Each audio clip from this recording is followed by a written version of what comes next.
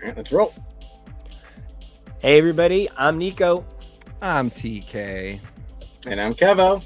And that makes this X's for Podcast, kind of doing X's for Show special. We are talking all things Hornhead today. So excited to be talking about Daredevil. You can check out everything about the show at X's for Show, X's for Podcast, HTML, that's Husbands Talking More or Less, and more. And man, this is so crazy because I'm like trying to imagine a world in which Daredevil has a TV show and 3 comic books. What? But 0 video games. Well, he's got that one game. Oh yeah, I know. I am still working on getting that emulated for us. But I mean, come on. We need a Daredevil game. I agree, because one of the things is like there's really no representation of Daredevil in video games, which is so frustrating for me, because I'm like someone who like, I love video games, but I also kind of casually love the art of gaming. Like, I'm not a person who paints, but I will occasionally pick up some paint. It's more than that, but it's certainly not me at a piano. So like sometimes I need the thrall, I need the draw. Yeah. And well, and you know, I think we're both, I know I'm a bigger gamer than you are, but like I pale in comparison to my husband and partner, who I still think of as a relatively casual gamer, you know, all things considered. So like none of us are huge into it, but like I think we really appreciate a lot of things. And like I think Daredevil in video games, and so immediately, you know, last time I was saying like I'd love to do Daredevil as sort of an action RPG mixed with Persona, where you do his daytime as Matt Murdock and it's kind of an Ace Attorney type thing, and then you do his nighttime as Daredevil and it's an action RPG. But then I was also thinking like, you know, we don't have Daredevil in any fighting games. For one thing, I just do Injustice, but for Marvel. Like, do that now. That's not, stop all the other games. Just do that one. That's the easiest game to do. Hire Grey Delisle and like 8 other awesome voice actors for huge characters, and a bunch of other ones to do other characters. Hire Grey Delisle to do Daredevil in a game, cause sorry, I'll stop now. That was beautiful. She would be Elektra. I think she could do a great Elektra. But just all we want are those iconic intro scenes like you got in Injustice. But I was thinking, so Daredevil, like if he had an ultimate in a fighting game, it would be amazing to like go into Daredevil mode, where you start to see the, you know, the thing that I hate when they do in movies and comics in the show, but like you cut to how Daredevil experiences the world, and then you get like a multi-button combo for his ultimate. And if you hit it while you're in Daredevil mode, it's just like a blinding attack. I love that. Yeah, and I'm just like, you know, there's so many, I can think of so many different ways to do either a Daredevil game or to get Daredevil into games that Marvel has. I mean, don't get me wrong, I love that we have 2 of them in MCOC, but like that's a pretty... That's about as low as common denominator as we can get for Daredevil, who just hasn't had a lot of good depictions. And it's really funny because, you know, what you're talking about with like doing an Injustice, something I really just wish that there was a way to do it. I understand why we can't do it, and I'm not being, you know, short-sighted, but something that would be amazing is if everybody got like a greatest hits comic box set, if everybody got, you know, the Omni treatment, and so like you can play basically X-Men Legends of, you know, you go into, you know, Shadowland, where when he goes into his radar sense, it's like some creepy dark magic shit. And you can go into the Zdarsky run where he goes into his, you know, radar sense, and it's like annoying Christian mythology. And like, no, I mean, this is another really good pitch for a game. I would call it like Daredevil Through the Years or something. Well, but if you could do that for everybody at Marvel.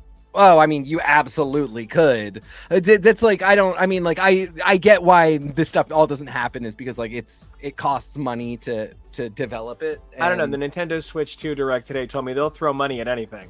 I mean, that really was a big theme of it, is both like some of this seems really ill-advised and like you're just throwing money at nothing, and other things seem to make a degree of sense / generate some hype.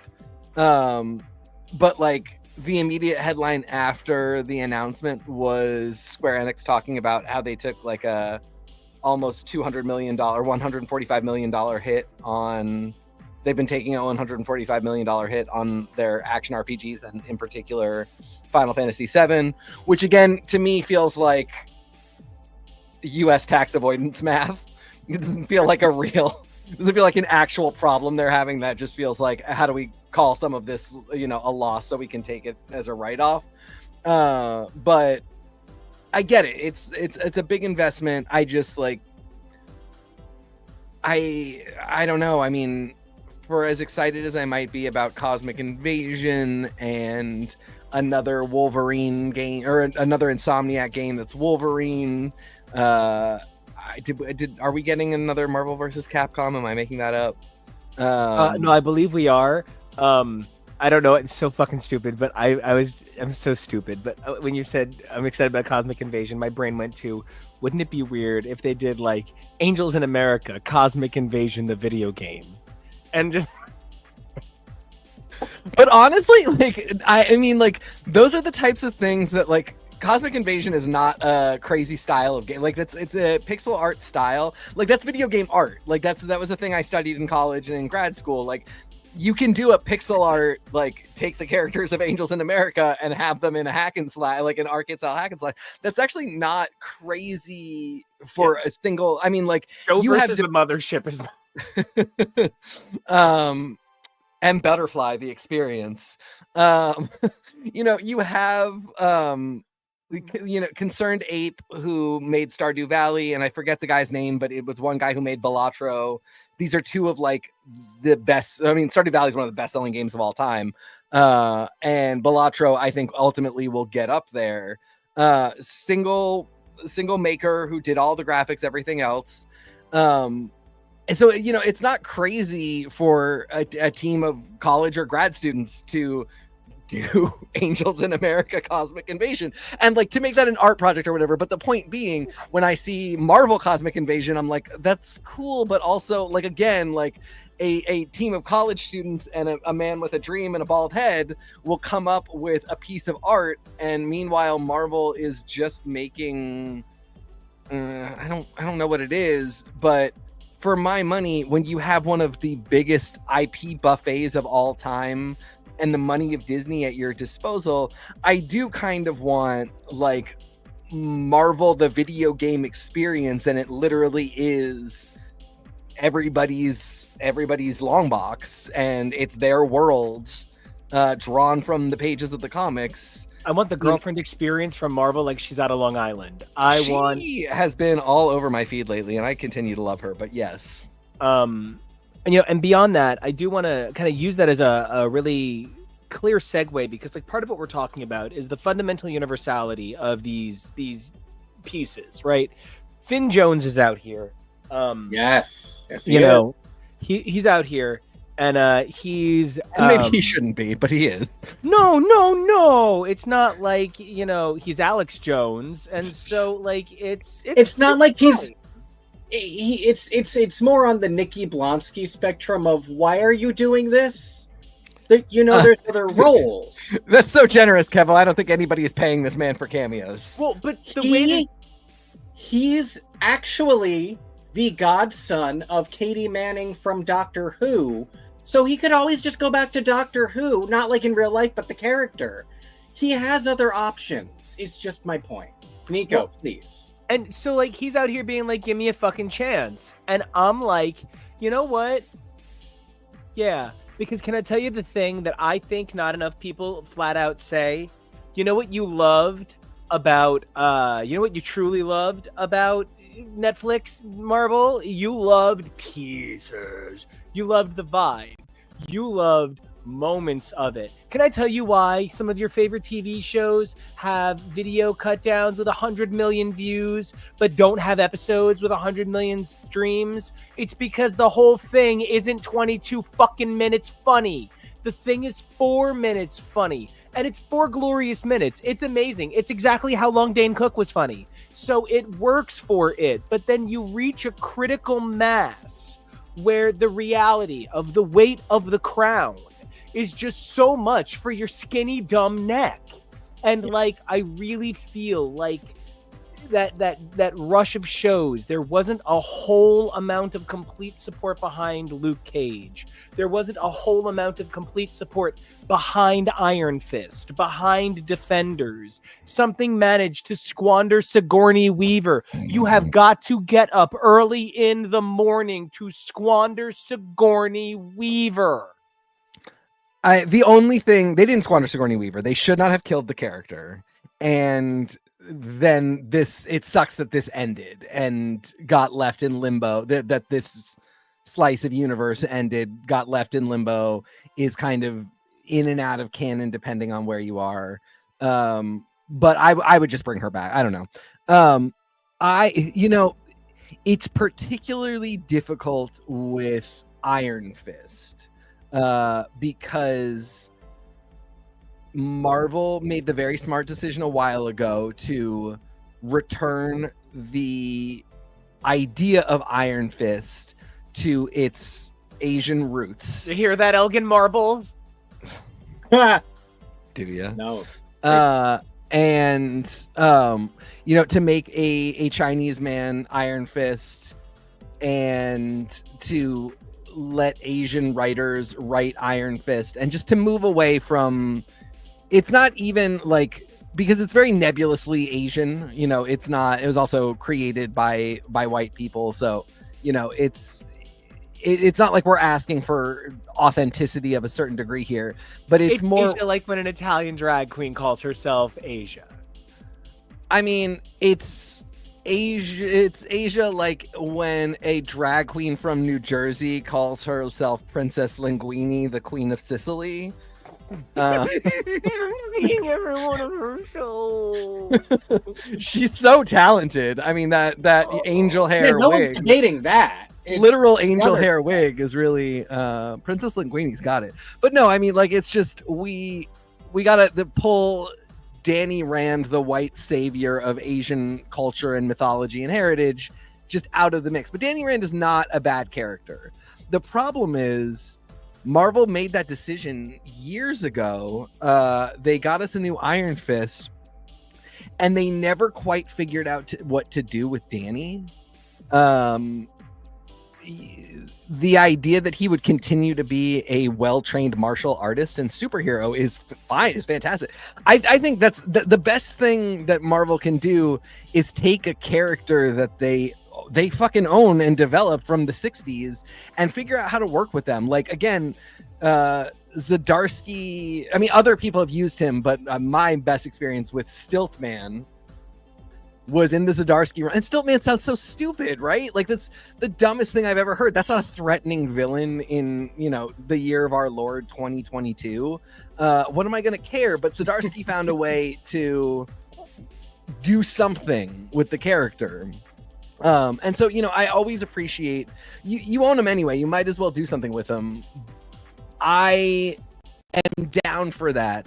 The comics usually set the standard, and the comics have not figured out what to do with Danny Rand. So I really worry about him showing back up in anywhere in the Marvel Cinematic Universe, because who is he going to be? He shouldn't be Iron Fist anymore, but he doesn't have anything. It actually might be their coolest experiment to figure out who Danny Rand is divorced from Iron Fist on screen and make that character iconic. And I would be fine if that was Finn Jones doing that work. It's actually Princess Linguini's real name, Danielle Rand. Mm-hmm. Yes. I mean, that, though. Eventually we are going to need an on-screen drag queen who, is a superhero. Like, we're going to need to fully have. Is that not Dazzler? I don't know. I actually, I would like a Grace Jones style black man who, is fully a man in the daytime, and at nighttime is a glamorous drag queen, the Disco Dazzler. You got to be a man in the morning, and a woman and a man at night. So I would also like to say that I hope that it is Grace Jones-like and not Finn Jones-like. But the thing that I'm like really focused on with this whole schnaz is the way they only brought Wilson and Frank, and they literally give us an original new cop. We got Cole. Yeah, but like, they're sort of like, hey, Karen, what you doing? You want to get out of here? No, we're not coming with you. Do you want to get out of here? Okay, go. And like, it was a little tough. And obviously Foggy's doing fine. So, Do you think that they're just eating it for this season to make something happen? Or do you think they did not, either these two didn't want to come back or they didn't want to have them on? I think Disney said, you know what? You know what's always really good? When we buy something and we throw everything that came out before it away. It's always really good. Let's do what they're rioting in the street. They want the blonde and the fat one. But they didn't have to bring back Vincent D'Onofrio. Yes, they did. I think that more than anything, yeah. I truly believe he affords them something really important. Oh, Bugman! No, beyond his performance in Men in Black, where he in fact did mess with my brain pretty severely because he is the best Egger suit. I thought he was hideous. I had no idea so he's good. Actually a very handsome man, as Criminal Intent would show, and then his turn as Wilson would show. Speak about a fucking gorgeous man, but they also didn't have to bring him back. I don't know. I'm sorry. Well, that's my point. So they bring these guys back because that's American Gigolo or whatever, and that's Vincent D'Onofrio, who's just nuts in a good way, and it's like they offer the show some credibility. And look, that's Michael Gandolfini, right? Mm-hmm. Michael. He is so unbelievably good in this role. I mean, it's probably unfortunate that he did get cast because of his dad, because it will taint the quality of how people grade his performance. His performance is nuanced. It's actually tasty. I think he is luck of the draw, actually not doing poorly at all and benefiting from the fact that this is coming out at the same time as White Lotus. And Patrick Schwarzenegger, who is not bad at all, who is perfectly acceptable. He is not an amazing actor. He is not a bad actor.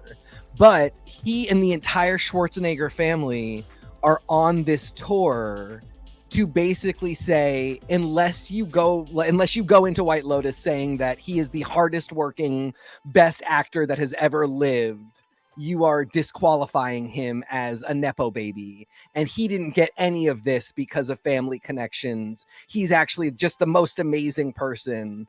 And they've gone so far over the line of like, because my point is like, I mean, I'm sure he worked really hard. I'm sure he auditioned for the role. I don't believe Mike White would hire him out of nowhere, but it's probably much easier to get to that audition if you are Camelot half pumping iron. And on top of that, that name, it's much easier to look like that. So, my point is not that he didn't work hard for it at all. It's just that you don't need to say anything. You definitely don't need to do this shaming of other people tour. Meanwhile, this dude is just showing up. His dad's dead, for one thing. Like he's not actively trading on lovely rest stop. It's a really good. It just reopened. Yeah, I really appreciate the James Gandolfini rest stop. New Jersey rest stops are all named after Jersey residents, and except for that one near you. And I was like, who is South Centralia? The next one up after John Bon Jovi is not named after a person. Anyway. But we do have Judy Blume, and we have Connie Chung, and we have Celia Cruz and Whitney Houston. Oh, right. And as soon as this team gets their work done, the Michelle Visage rest stop. Yeah, I can't tell you how hard I'm pushing for that. Oh, you could get your easy pass back there. But yeah, James Gandolfini being closed is always really difficult for me because getting off of the Rivers Cuomo Bridge, it's the first one, and it has been closed for complete redo, and now it's back open. So it's better because when I leave your house, I'm usually out of gas from having driven down. So before I get back on the Rivers Cuomo Bridge, I like to stop there to refuel so I can just go straight home. And yes, that was just an excuse to call it the Rivers Cuomo Bridge twice. Anyway, this guy is an Epo baby, doesn't talk about it at all, like whether to say that he's the best actor in the world and James Gandolfini never helped him, or to say that, or to be humble. He's just showing up in the show and acting and being cool. He also is giving the energy that Daredevil villainous people in the comics have been bringing for the last like decade, which is like they're not super villains, and a lot of them become somewhat understandable and likable, and anti-hero-esque even when they're on the villain's side. They're not heroes. Real quick, why is this horrible cop man so hot? This guy is like, it's like, it's not right. It's not right. And it's not okay. But it's okay. No, it's not okay. Because I'm over here being like, yeah, Matt, beat him up more. And like, they do. It's Matt, unfortunately, is very Jeff Winger in that he has chemistry with everyone. And so it's just, this whole show is constantly like, is Matt going to kiss this man? Matt's in the room with the Irish robbers. Are they about to kiss? That is funny enough. We're going to touch on that when we talk about Charles Soule's best ever issue of Daredevil a little bit later on. But low bar, but it is still good. I think it's really funny that you said that because it's really, I think he's one of the greatest actors of all time. But Kelsey Grammer does not leave a lot of room for other people in the scene. When you're in a scene, you're in a scene with Kelsey Glamor. You know what? Ooh, great drag queen name. Oh, she's opening for Princess Linguini. Fuck! Oh my God, Mushroom yeah. King. So, I feel like that's part of the reason that the Friends worked so well, because you could see that a few of them had that same strength but chose to rein it in to create a really beautiful ensemble show. It just so happens that 3 people on Frasier have that power and 3 people supported it well. And so when you're talking about like actors who you kind of have to act into versus actors who you kind of act around, Vincent D'Onofrio is somebody you kind of have to act into. Kelsey Grammer is someone who, because he over owns the space, it can sometimes be hard to have chemistry with him because he doesn't really leave room for chemistry, setting all of the rules. So Vincent D'Onofrio having such great chemistry with everyone, despite having that energy, I really feel like it's been a hallmark of the show, and Born Again is stronger for its reliance on Kingpin, and I think kind of weaker for relying on its use of Kingpin. It's hard because Kingpin is less powerful for this, but the show is clearer because of it. So I find myself in a position asking, what are we doing with this sort of long-term prospect? Is Kingpin here for the long haul, or can I expect to see Kingpin I don't have a joke, but toppled. I mean, a big question will be, are we hard resetting the entire Marvel universe after these Avengers movies? To the point that Vincent D'Onofrio would not, because this is the other thing, is like, it's the years are coming on for Vincent D'Onofrio. It has been 10 plus. Yes. And it's been long enough that he should be getting a video game HD remaster of himself any minute. Right. And we call that AI in the biz, and we don't want that. So, I mean, it's crazy that he has had a bigger presence in Marvel since Netflix than Daredevil has. And it is then by extension crazy that like he hasn't had a villain team up.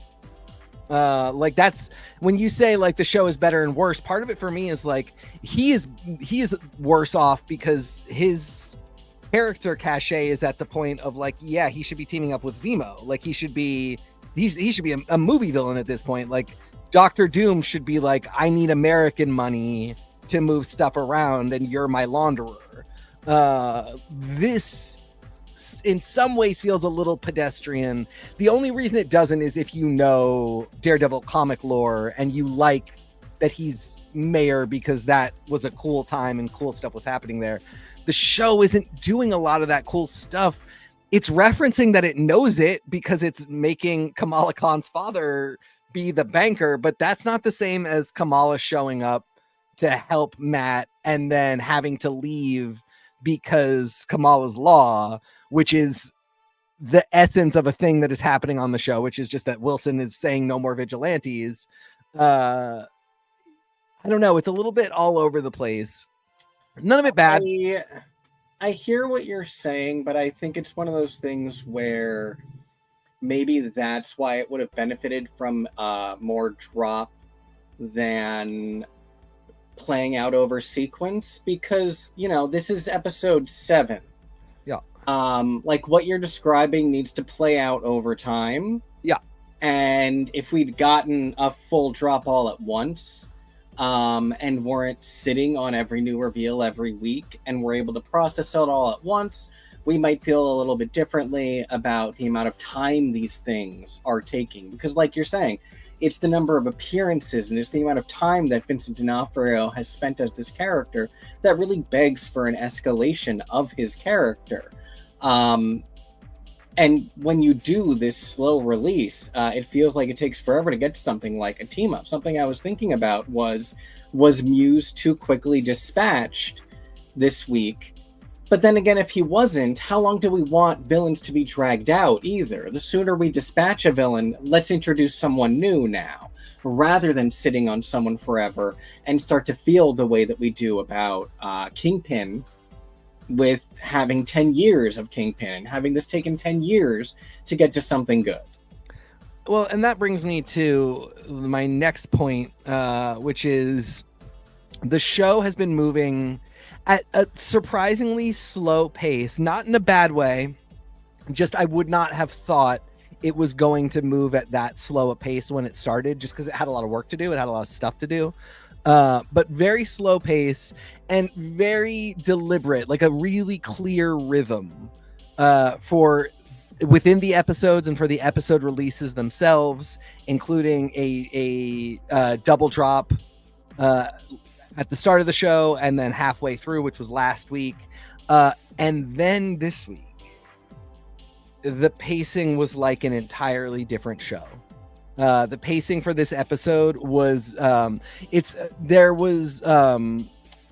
the guy who directed Primer, one of my favorite sci-fi movies of all time, who it turns out is a terrible person and we don't like anymore, but he wrote this script for a film called A Topiary, which is the greatest unrealized film ever written and suggested, and it breaks my heart that it can't ever be made. But one of the things is the film has a 30-page sequence at the beginning that one of the scene instructions, or one of the instructions at the beginning, is this all is written cut and should play out like a previously on sequence, but it's the first 30 minutes of the film. And as soon as I started watching this episode of Daredevil, my thought was, this is written, cut, and plays out like a previously on sequence, previously on Daredevil. And then it's so fast and cutting to so many things and so desperate just to get to salient points.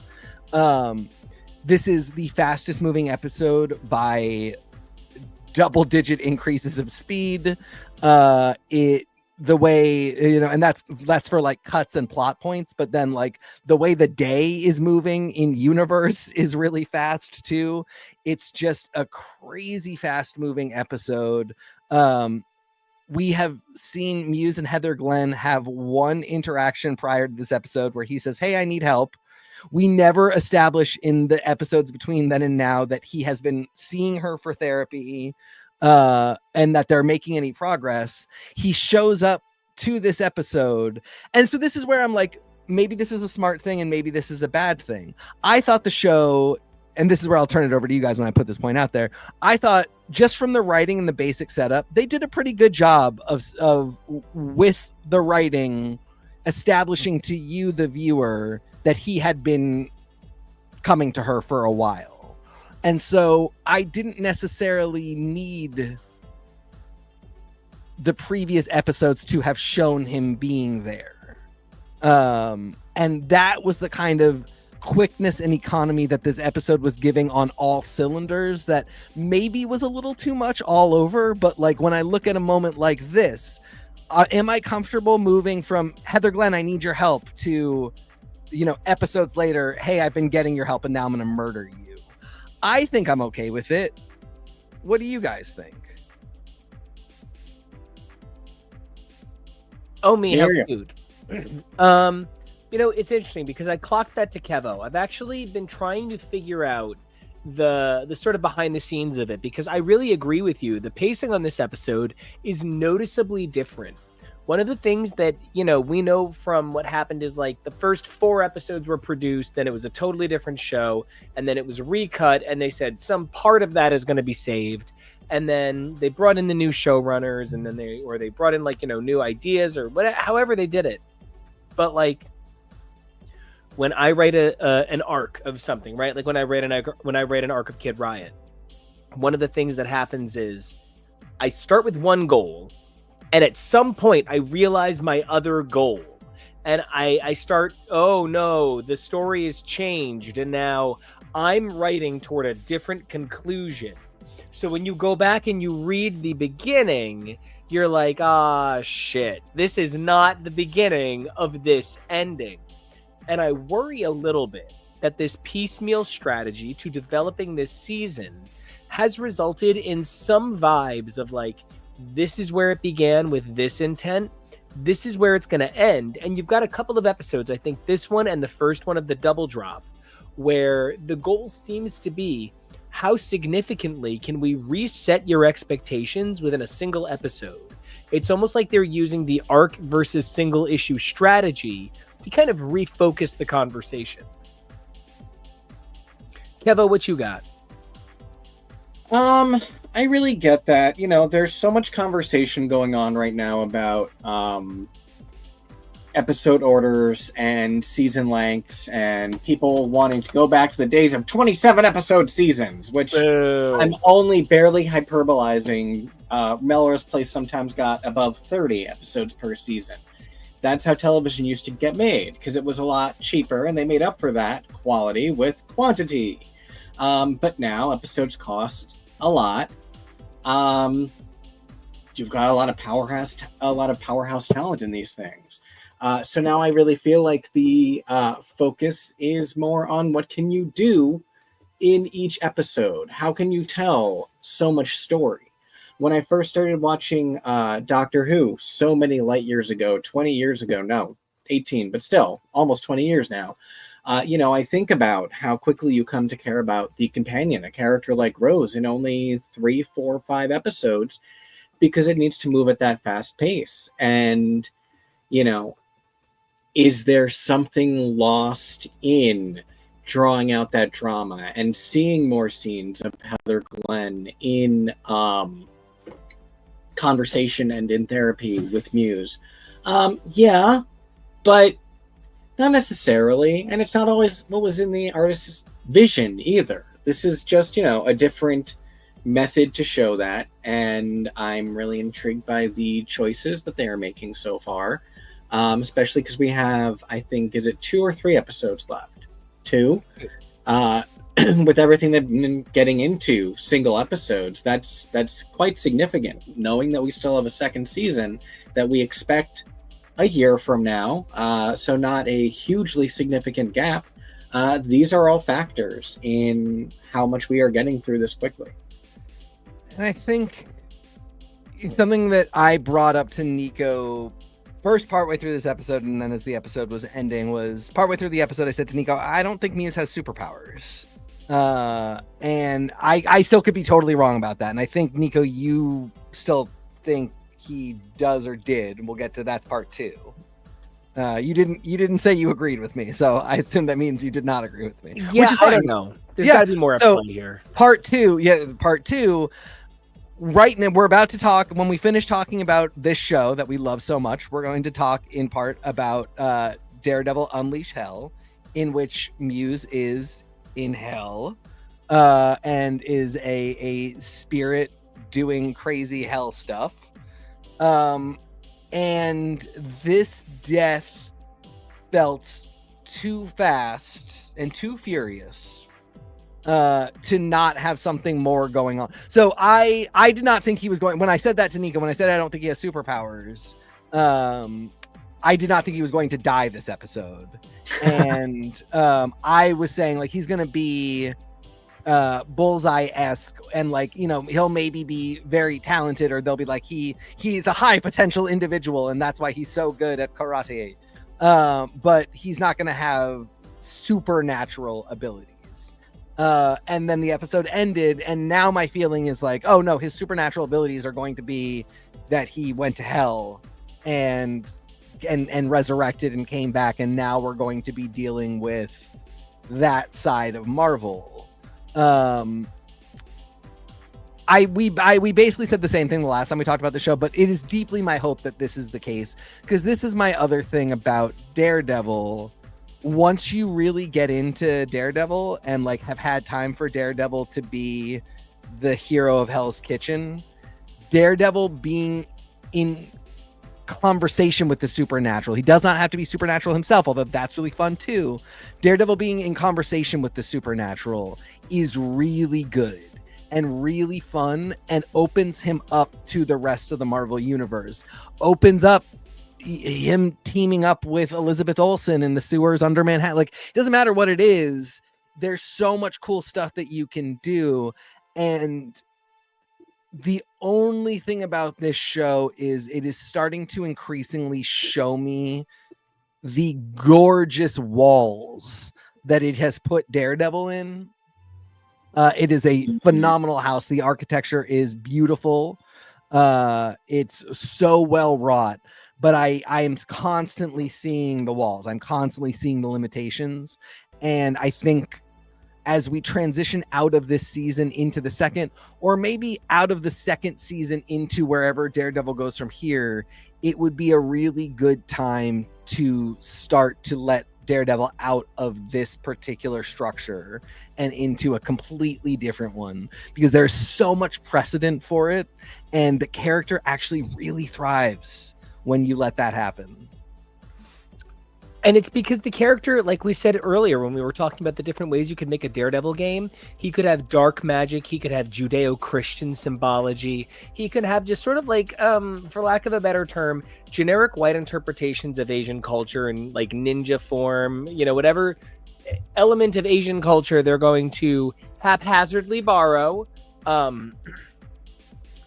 There's also this sort of weird place where, like, imagine that martial arts really is this like worldwide thing and not Asian martial arts. You know, we know there are tons of different forms, like, you know, Brazilian jiu-jitsu, and, you know, the Native American people had fighting styles, and that goes back further than anyone. Well, and then on the other side of things, Krav Maga was created like 50 years ago and is, yeah, I mean, don't use it to genocide and oppress people, please. But it was a thought out recent martial art. So it really does run the gamut, is the point. Yeah. And so, like, you can get a character like Daredevil to have a non-pantheonically appropriative martial art, where he just has like the demon of the hand. And it's a little bit German, a little bit Japanese, it seems like it's coming across a little rough in the 40s, but it'd be a cool demon. Well, it was kind of what was great about the hand from Defenders, is the hand as an organization started seeming a lot less ancient Chinese secret, and more like people who figured out how to live forever from all walks of life. Took everything they could possibly learn. They were about as culturally accurate as Call Me Now. Yeah, yes. But in a way that it was like they didn't steal the secrets of the East. They just stole whatever knowledge they could find to live forever. You know, New York Dragons. Blammo. So here's where I am with this show. God damn, is Vanessa just... they just made some choices. And I think you can argue these choices were inevitable. It's stars racing to burn out. Stars can only get so big before they nova. That's like, even like a star born to die. So are you saying that she's being too ambitious? I am saying that in terms of literaria, we insist on rudimentary basics. For her to become the Kingpin would have to be usurped. She could become the Queenpin, and we could accept a spin-off, but they're not doing the work to lay the groundwork for that idea. They're instead showing us that she's coming for his territory and what he does, feeling as though he's moved on to a new role.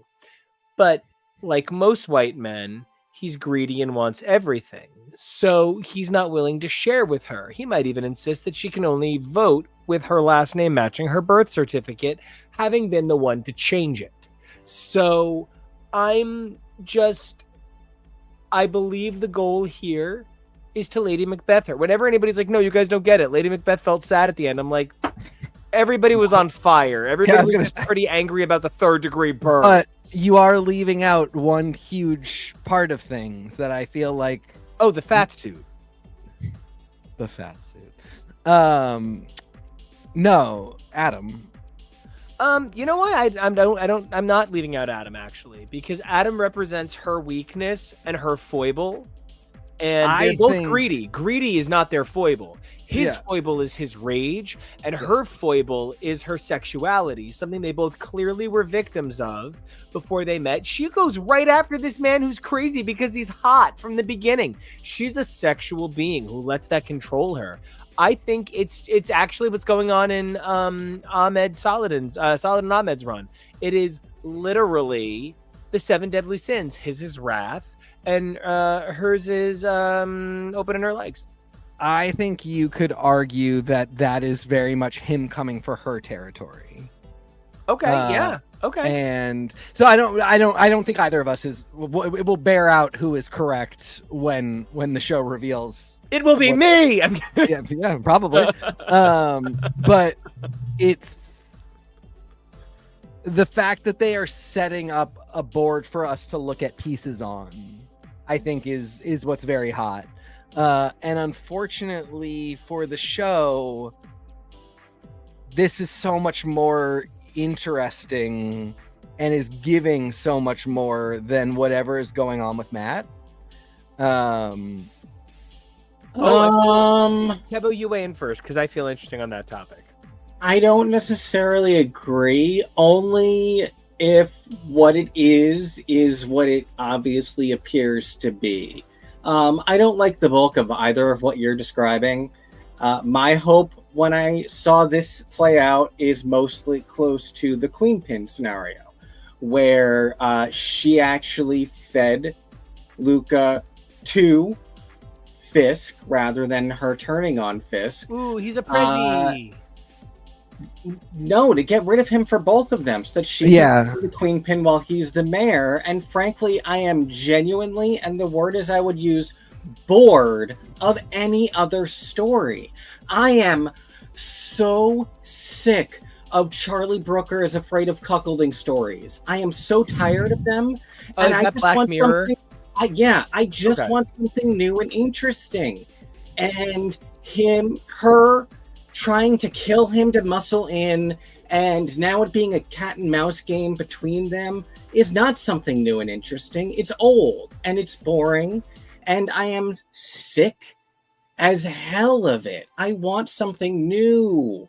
So I would love something where they can work together instead and become interesting villains, instead of it just being the dumb, boring cheating, and now I'm mad at you, and now I have to ruin this boy because you let his penis inside you. Oh my god, so fucking boring. Fucking done. Let me just say, the only version of this that I really want to see from the Marvel Universe going forward is I really want to see the symbiote be like, well, Eddie, do you see how good I fit on his body? How do you feel? and like sit in the chair. Like, That's literally just Venom lore. can I tell you guys, I sat through Venom 3 because Rich wanted to go, and I'll do anything for Rich, and it was a really good time. But I don't know that if he had said I want to see Craven, I don't know that I could have done that for it. Craven is very bad. The Venoms are fine. It's really too bad they couldn't be. If they were the quality that they were and folded into the Marvel universe, they would not be the worst. The problem is they aren't anything because they're Sony. But yeah. So, but you had thoughts on your this, point. Yeah. Like I don't think this is more interesting. I think where I want to the conversation for a second is what's going on with Matt is less linear and it's more about the city. So Matt is literally the city. Matt is literally running around and living the city. He is the pulse and the electricity and the water running under the streets. Kingpin believes he is the city because he's signing the documents and going, fill the hole. But what's really happening is Kingpin is a fucking auto pen that doesn't remember when it was used. And he's just running around going, fill that hole and give me what I want. And I'm already thinking about re-election. Daredevil isn't thinking about re-election. The city isn't thinking about re-election. The city is thinking about what the fuck it takes to get to tomorrow morning. And so, like, on a textual level, I agree. What Matt's doing is kind of flat. There is a lot. I really hear where you're coming from. But on the subtextual level, what Matt is doing is Puzz 3D. It's going up. It is a fascinating character study, but it is really slow for a superhero drama. Fair. And the other thing is, like I said, like, there's pieces on a board happening with Wilson and Vanessa where you and I can say, like, well, I think it's going to be like this, and I think it's going to be like this, and we'll find out which of us is right when we see the next way the pieces move. Nothing like that is happening with Daredevil. That doesn't mean that the not beautiful stuff is happening. Like that conversation with him and Heather, and even like, this is such a subtle thing, but the fact that Heather was like, I really don't want to say this to you because I am a therapist, and as your partner, I don't want to be a therapist to you. So I don't want to say professional speak at you when we're having an intimate conversation. That's like very, specifically something that partners who work in any kind of mental health profession will consistently try and refrain from. It's why as a teacher, I never correct my partners.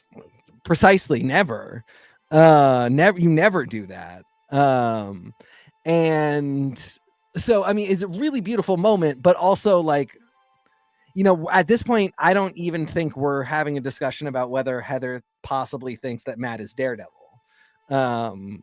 So we're just talking about how cool she is when she's just like, I'm gonna kill you so much. And like, she's very cool. She's very cool. But yeah, I mean, there's beautiful moments happening, but there's nothing. There's not a single. None of us can get on social media and be like, I have a theory about what's going on with Daredevil. There's nothing. Miley Cyrus is something beautiful. Oh man. It's pretty, but I do not think I have any idea what's going on with this character. And it's two different songs in one. And they're all in two different songs so far. Yeah. And that's actually Kevo, you set me up, and I'm so sorry I dropped the ball when you made it so easy for me to slam dunk a point. So I just want to. So I guess Kevo in that way is like my Sam Star, and I'm Charles Barkley. So I am really interested in the decision that Miley Cyrus is making with this art project she's doing. And I don't mean art project in an 8th grade way. I mean art project in a Mariah Carey 8th grade way. That's a song by Mariah Carey. So it's this expansive pop opera, but like so far it doesn't seem like there's a story. And so like an opera has like a specific clear narrative and dialogue. And the story is told through the dialogue that is sung. And like, so I don't know that it's a pop opera yet. I need to see the film, but like the songs are coming out as these sort of like, one pill makes you smile, gotta Davida, very, we all know where she's kind of influenced from place, and I'm also really influenced by it. But it all feels very same, unfortunately, and it feels very different and unique in its sameness. And the thing it's unfortunately reminding me the most of is Babylon.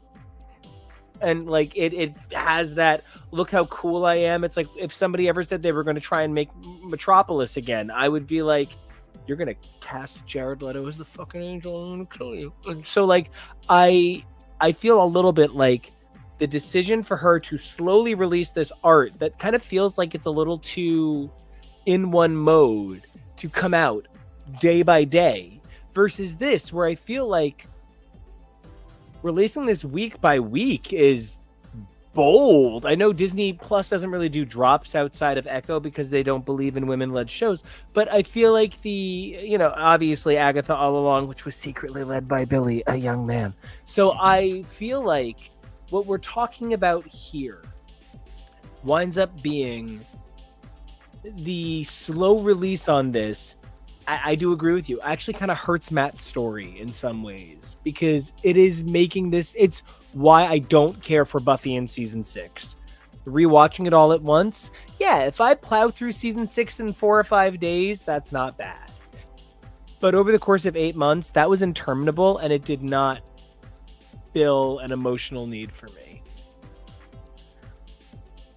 I wonder if I'm just like so old and so used to traditional television that, because I actually, like, I agree with you. Buffy season 6, I remember it coming out. It was horrible. It was so depressing. And the most depressing episodes happened during the winter of that year.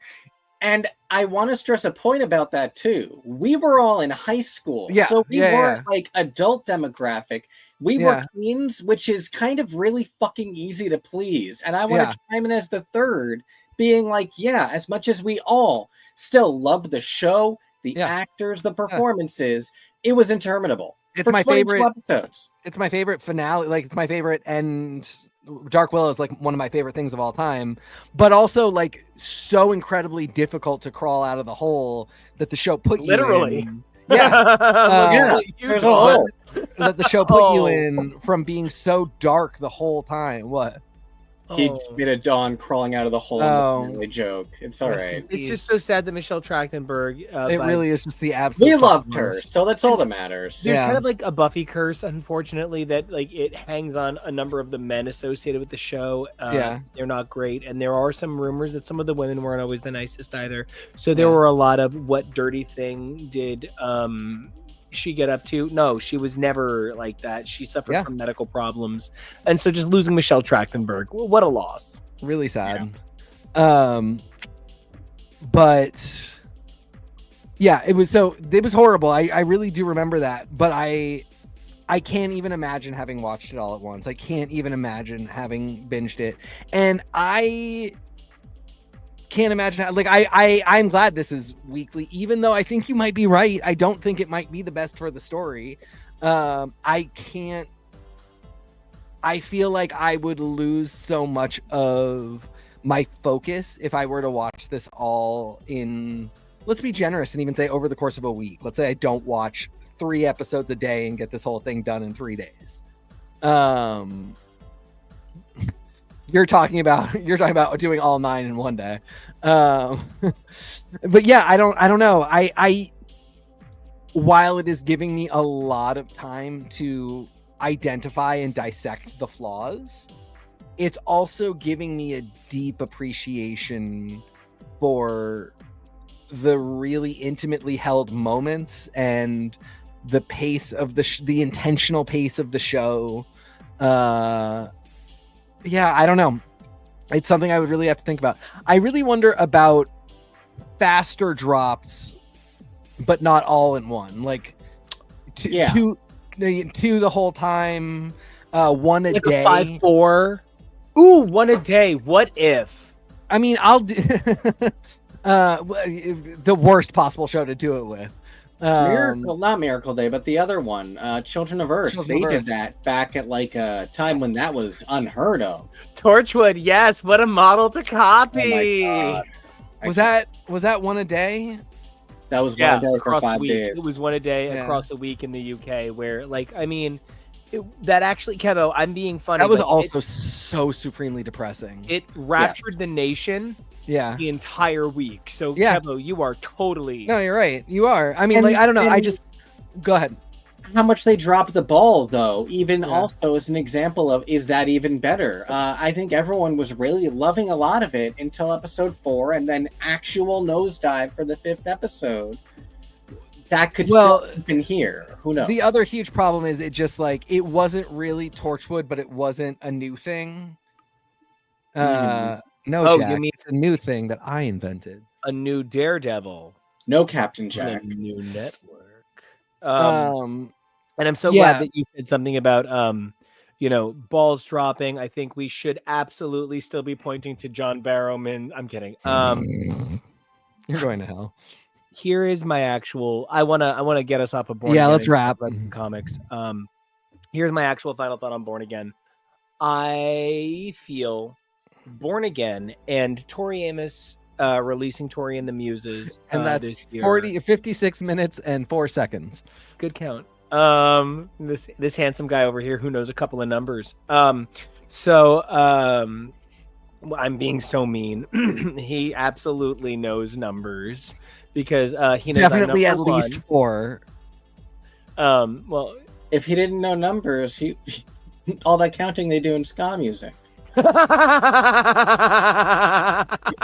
really is just 1, 2, 3, 4. So well, you said you know at least There 4 you numbers. go. Perfect. pick it up. But beyond the number of rails, I want to just say that like I know that I look at this show and I live in a vibe. I know that I look at Tori Amos and the Muses or Tori and the Muses, and I live in a vibe. I know that there are decisions that I make because of the emotional relationship I have with the idea of the art more than the art itself.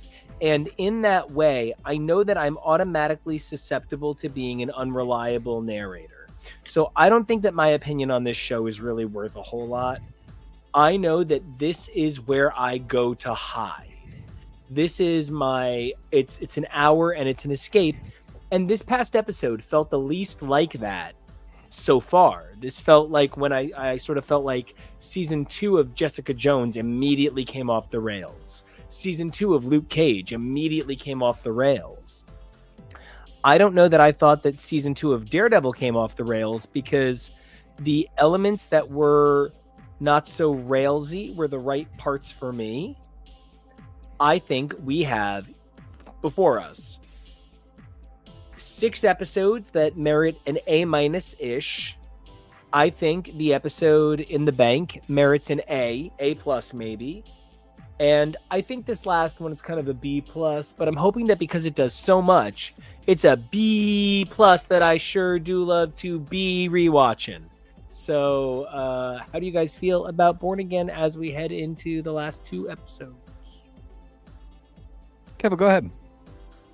This episode is definitely a definitive fork in the road for whatever Born Again is going to be. And a lot will depend on what happens in the next 2 and how it connects to next season. Is this going to go towards something interesting like Muse going to hell and coming back? I still think there is something insane in the fact that he killed 60 people there, and the stuff with the Thanos? blood, all of it, like there is something to what is going on. And so if there is something to it, then great. If that was the last we see of Muse, if we go in a different direction, I don't know, it could end up kind of being disappointing, especially if there is too much reliance on the fact that there is a second season coming. We need something finite in the next 2 weeks. So especially after dispatching, theoretically, with our advertised season villain so handily that he only had like 2-3 episode appearances, So now we really are going to have something to prove. I'm rooting for it. I'm enjoying it. And like I said, one of the things I'm most rooting for it for is if we got rid of Muse, can we bring in a surprise vigilante that you weren't expecting for the final 2 episodes? Can we do something cool and interesting and pull a fun twist? Can we do new things? So that's what I would love to see. I mean, White Tiger is there already, so there's already the idea of more characters. Kevo, I love this idea to keep pulling that thread together. Punisher, Kingpin, Bullseye, Karen, Foggy, White Tiger, the narrative. Keep putting down those chairs, yep. Ooh, slap down the chair. That's the new term. I mean, it's always, I get curious who Sony owns, because we just finished up Gang War, where a lot of those villains would be very, Tombstone, I think, is probably a Sony owned one, although I don't know because, Friendly Neighborhood Spider-Man. But, it would be fascinating to see Gang War from Daredevil's perspective rather than Spider-Man's. And to pull, because a lot of the characters in Gang War who were not Spider-Man are things that Marvel. Does Marvel own Jessica Drew? Huh. Yeah. No, because she was in Kiss of the Madam Web. No, she wasn't. No, then maybe. Which ones were in Kiss of the Madam Web? Julia Carpenter. Julia, that's who I switched her with. Yeah, yep. So I actually don't know, but anyway, Gang War from the perspective of Daredevil would be really cool. I'll go on too long speculating if I let that happen, but cut his mic. Kill me.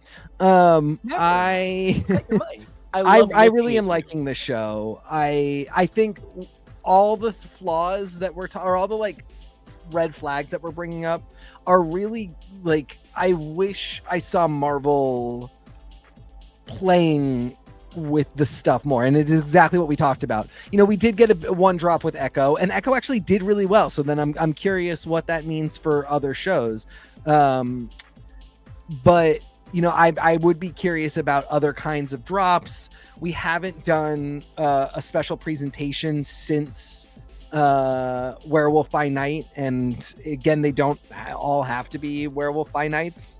I would be fascinated to see Luke Cage and Jessica Jones do a fun team up and just do a 45-minute for that, just to establish that they're still around, they're still in the universe.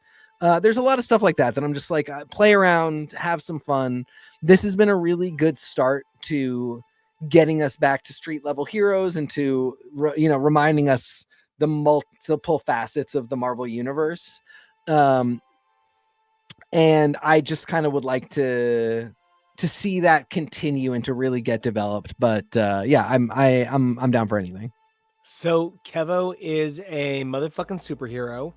Yep. And it seems like Jessica Drew falls into essentially the Spider-Man camp, but exists in a sort of Scarlet Witch and Quicksilver world. Where, they may make the effort on occasion. I hate being problematic. It's not a cool thing to say, but as a pansexual man, Jessica is one of the few comic characters that as long as she's drawn like Jessica and not just dumb cheesecake where she's whoever, she's always so beautiful, such a sexy, powerful, magical iteration that when Issa Rae did her iteration in Across the Spider-Verse, which by the way, which is what I was thinking of, her appearance in Spider-Verse, it isn't that I don't love the idea of this sexualized version of a black woman, but they purposely chose to make her pregnant, and I just don't want to be that guy on Reddit, so I'm not going to talk about pregnant women being sexy or not. I think the gift of life is beautiful, and I'm so glad they chose to give it to this incredible character who is associated with motherhood in the comics. But I think Elektra also goes into that so relentlessly sexual when she's drawn right kind of camp, even when she's not in a sexual pose or, you know, in some sort of weird coochie on top akimbo. I feel like she always still looks very... Real comics fans know exactly the Spider-Woman that you are talking about. And I mean, that's the thing is like, we let men draw these things and dominate drawing these things, and we got some horrifying, basically art rape of characters. But then the thing is, we started to expand our consciousness. We also started letting women draw women. And we redefined their sexuality. Like, the whole point is that these characters, this happens with every Marvel character in various ways. They were drawn by idiots to do dumb things, and then geniuses fell in love with them, and they still exist 60 years later. So now people get to play, and you get these characters that were drawn to be sexy in an offensive, well, not in an offensive way, but in a titillating way. And you are now describing reverse Johnny Quest, my friend. Yeah, I mean, kind of.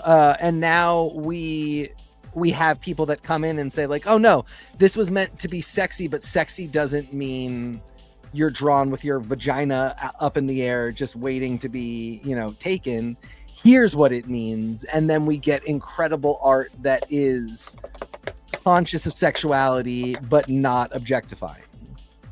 And I think you've named two perfect examples, Spider-Woman and Elektra.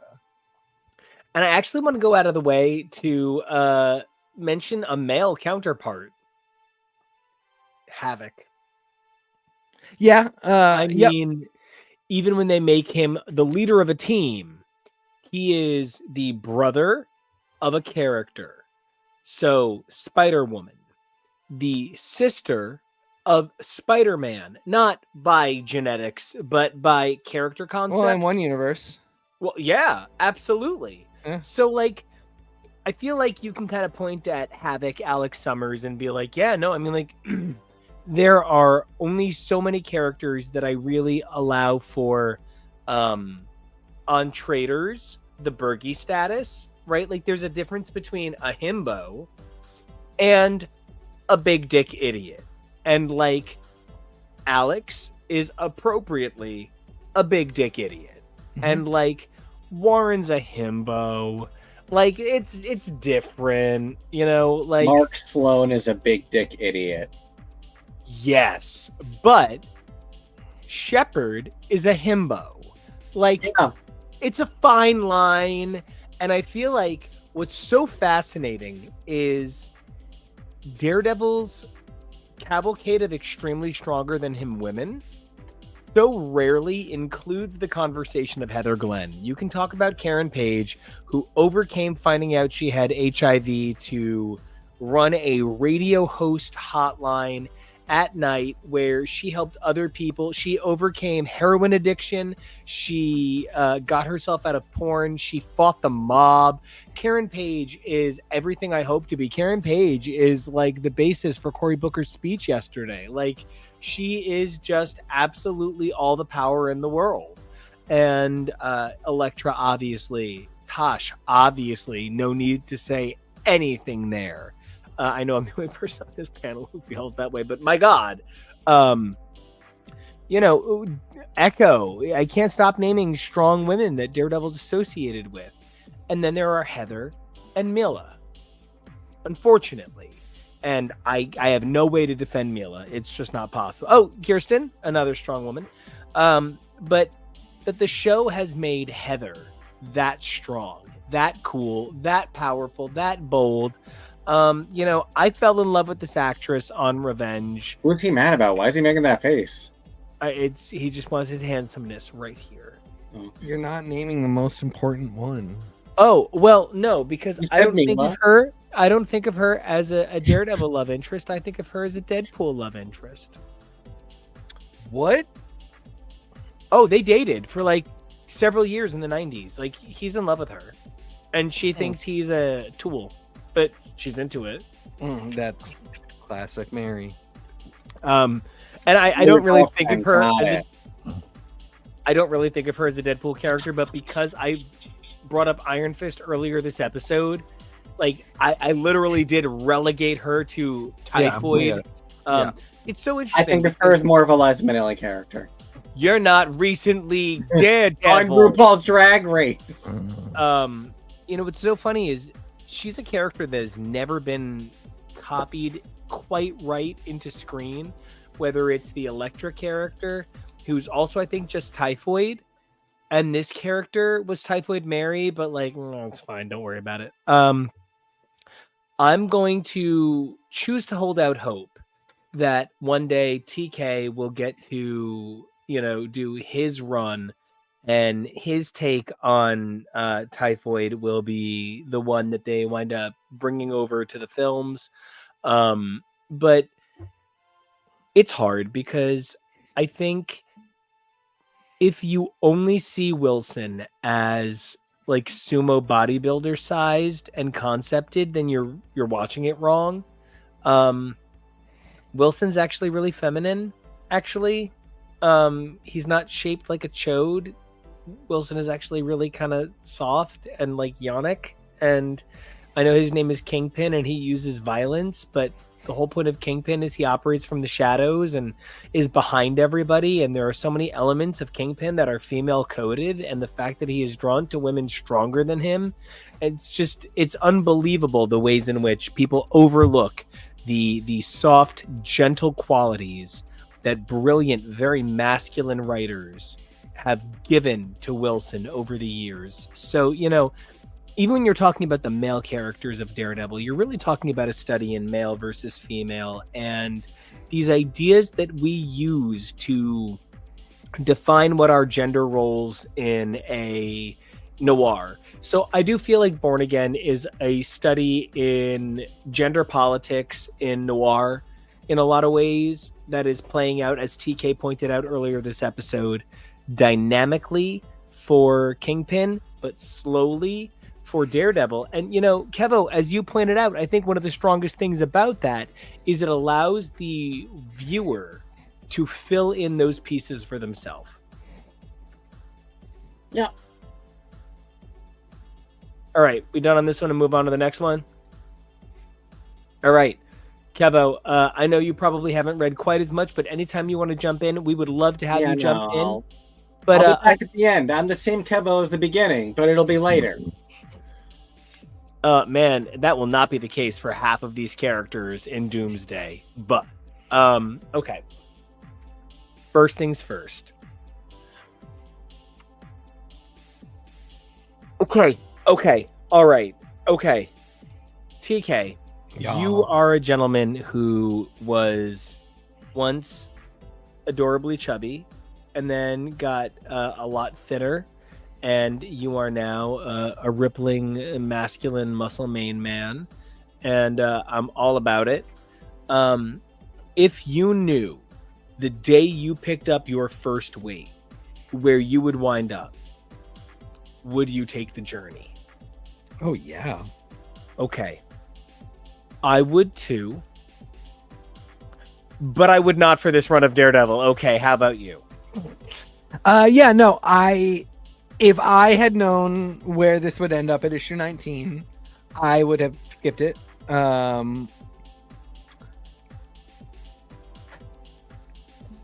I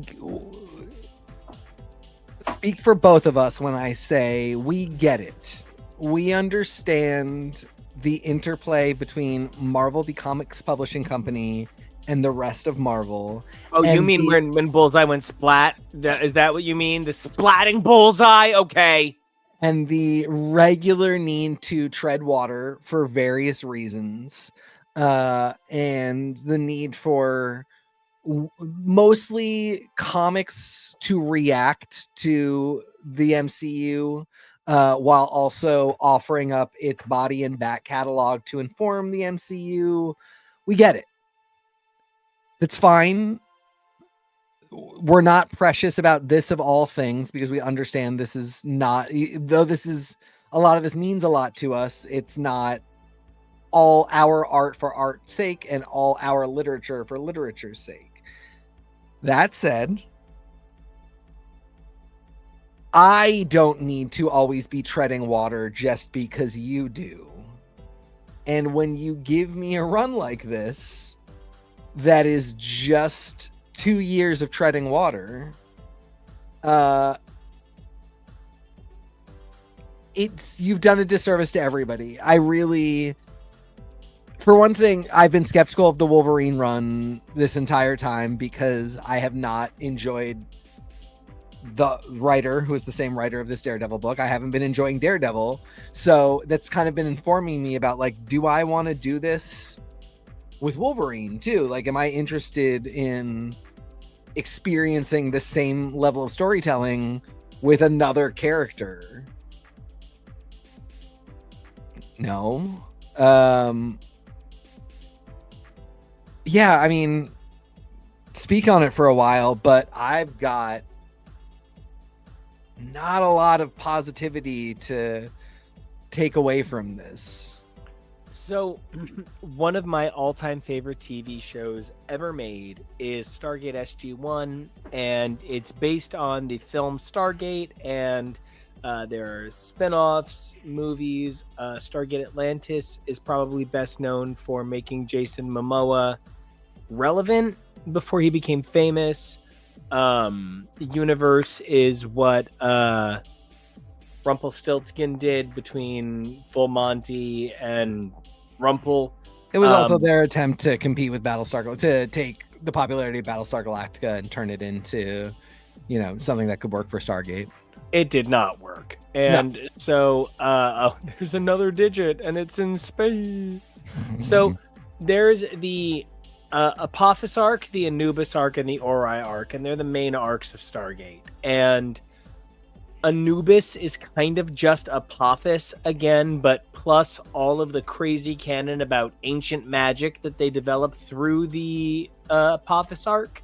So it's not that the Anubis arc isn't interesting, but it always just feels like it's trying to hold you over to the next cool idea. And like, as a person who thinks objectively the two best characters on Stargate are played by Amanda Tapping and Claudia Black. Now that is, Amanda Tapping is in every episode of the series, I believe. Technically, I mean, she might miss 2 or 3, but she's Sam Jackson. Sam Carter. Thank you. It's Daniel Jackson and Jack. I just didn't want her to be left out. I want her to be in on the Jack magic. Because my reproductive organs are on the inside of my body doesn't mean. You are so funny. I have a lifelong love with Amanda Tapping as a result of this show. But Claudia Black isn't introduced until I think season 7, and she's in 1 or 2 episodes, and she's just like a one-off character. She's so fucking good. They make her a main character, and she's my favorite regular in the entire series. By far, I think Vala Malderon is the best thing about the Stargate universe. And she might be in the fewest episodes of any regular not on SGU. And I bring that up because I made this comment just now about how the Anubis arc kind of just feels like it's sandwiched between these two ideas. Well, okay. The Apophis arc is 4 seasons. The Anubis arc is kind of like 4.5 seasons. And the Ori arc, which is the entirety of Vala Malderon, Claudia Black, is 2 seasons. Sometimes you spend a really long time on the thing that everybody looks back on and goes, okay, but what the fuck was that? What? what did I just spend 4 years on? Oh, okay, we're back to the good stuff. Okay.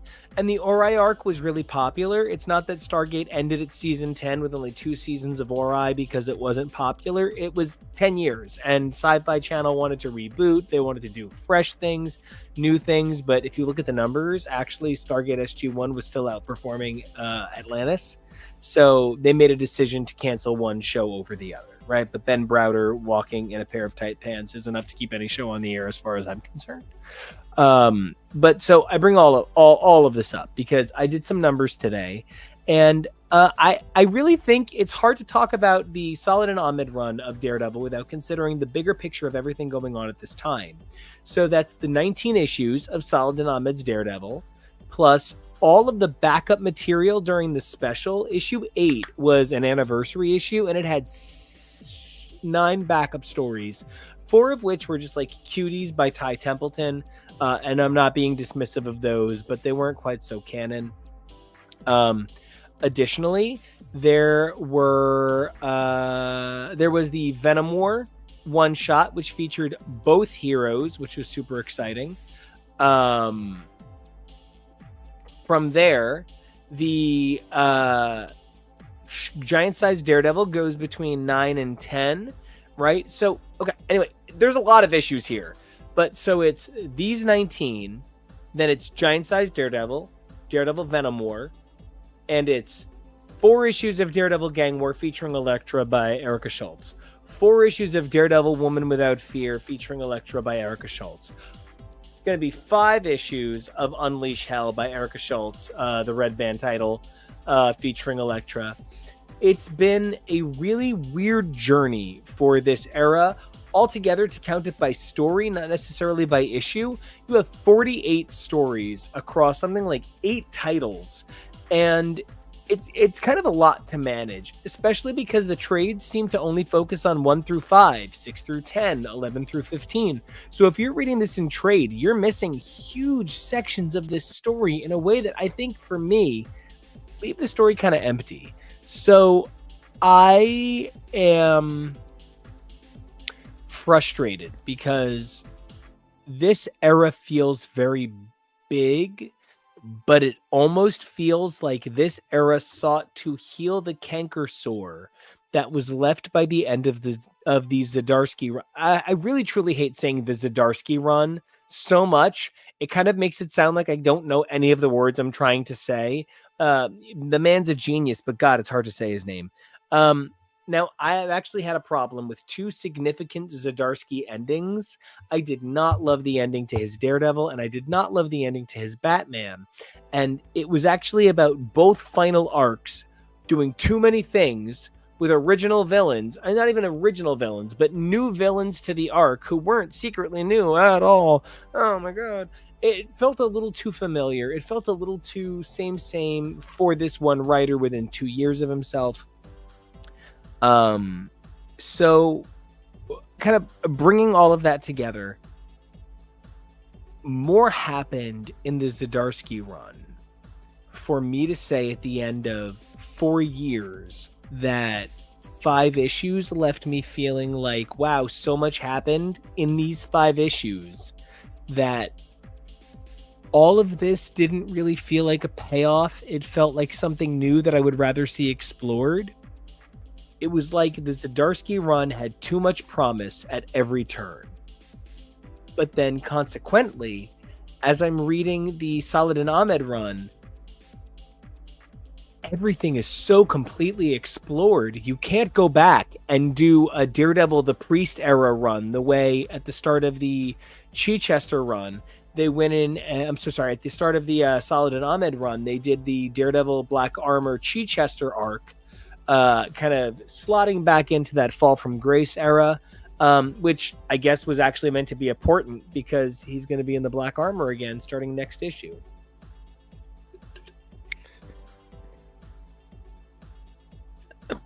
It's so tough because I came into my full Daredevil fandom with the Zdarsky run, and then filled in from the back as I was reading, and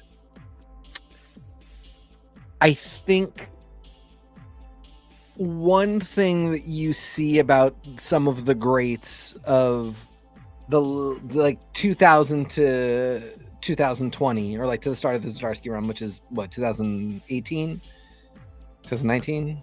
Yeah, it's really hard to figure out when things started in comics just before COVID, because Right, exactly. So yeah, it's around there. But so for a lot of those writers, they are. This is kind of the last.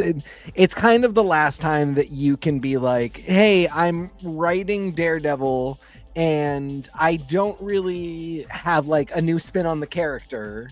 I'm not trying to do anything like wildly different with him. I am just telling you his next set of adventures." Because it's literally like, it's, if we start in 2000 until the Zdarsky run, that's 20 years. So, that's a third of the time that Daredevil has been around, basically. So you still have a lot of room to do that stuff, to just sort of play around with basics.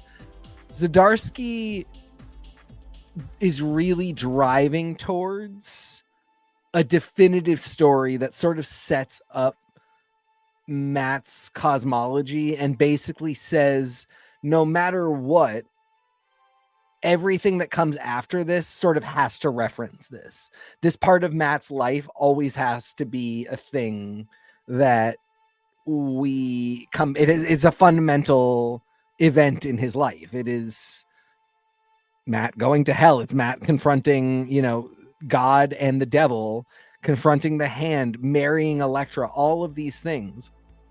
There's basically no way to come out of it well if you are not going to acknowledge it. And from issue 1 of the Ahmed run, it basically says we're not going to acknowledge it.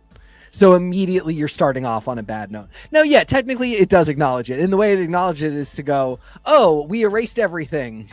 Matt is a completely different person who has a whole life as a new man, as this priest. And that in and of itself starts to be a problem, because even in this issue, it's referenced that it's really only been a few months. He's only been doing his new life for a few months. And people, it's sort of loose Spider-Man rules. Nobody remembers him until they do, because this wouldn't make sense otherwise. So it's just like, I was saying, because we have a whole storyline about Matt's brother getting magical stones that rewrite reality so that he always existed, because he is a created character. He's a created being, and he doesn't want to be that anymore. So he gets something that fundamentally rewrites reality, that are a couple of stones that any jabroni can fucking pick up. And then it fundamentally rewrites reality. So now the Marvel universe is such that Daredevil has always had a twin brother who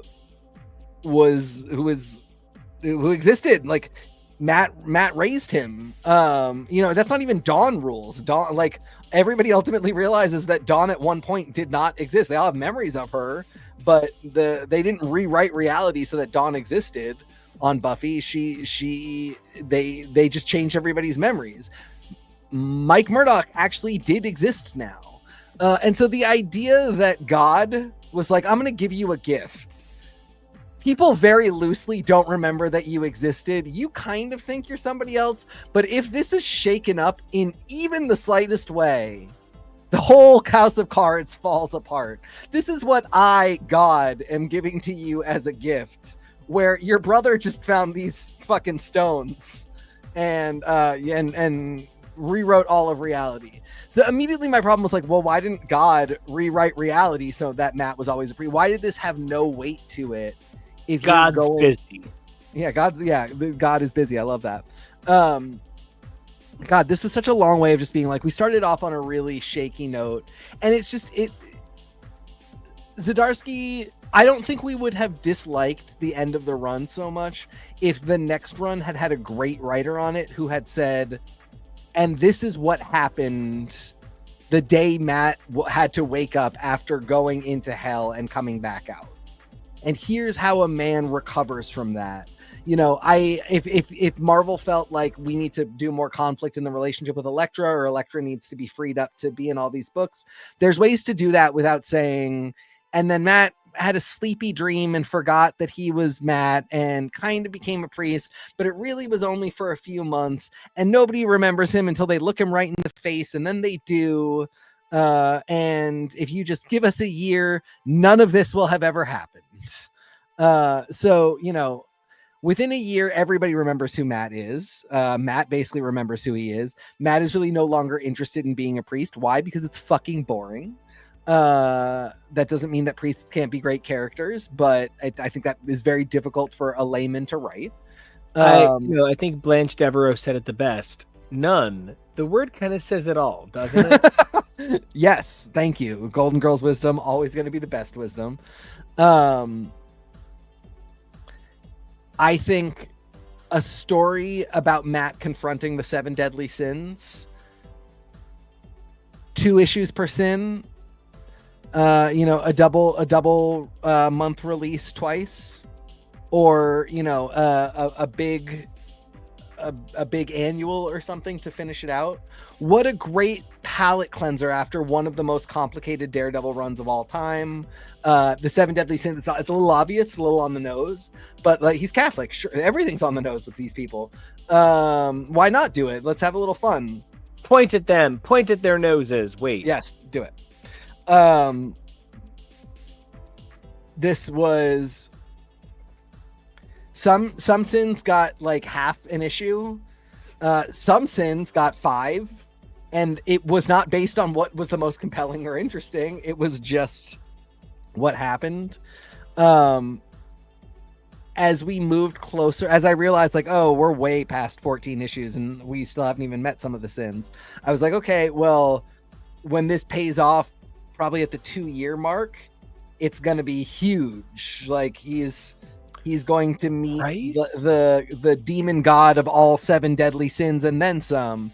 And literally this issue, he's like, oh, I yelled at the dog and I let Bullseye die. But he didn't even let Bullseye die. He tried to save Bullseye.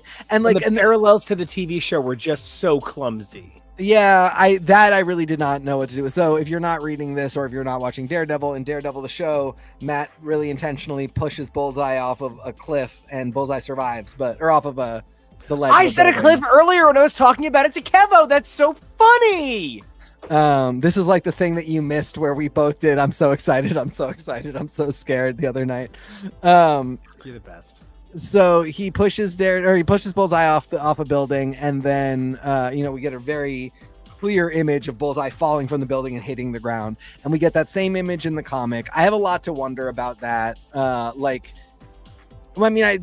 guess timing wise, it probably, they knew that shot was filmed around probably the time they said, hey, can you draw something similar? Can you create something similar for the comics? That timing actually probably works out pretty well.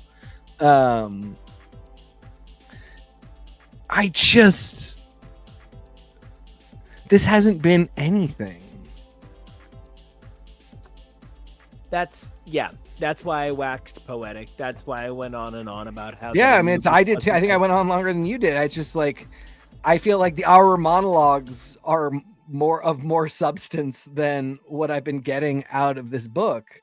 I feel like Erica Schultz, in a couple of narrative bubbles of Elektra being like, I love Matt, but we're not together, has said more about the relationship, more substantive about the relationship than has been said in the entire Solid and Ahmed run, which, like, also there's a feeling really with Erica Schultz writing in parallel and also commenting on the relationship. There is a feeling of like, oh, men are idiots. Like, there is a feeling that like Solid and Ahmed might just be not good at writing complicated male love and the female response to that complicated love, because it's not very good in Solid and Ahmed's Daredevil, and it's not very mentioned in Erica Schultz's, and yet Schultz's is notably better and like notably rounds the whole thing out much more clearly than Ahmed's does. And I really feel like that comes through when Ahmed's characters say things like, "Oh, okay."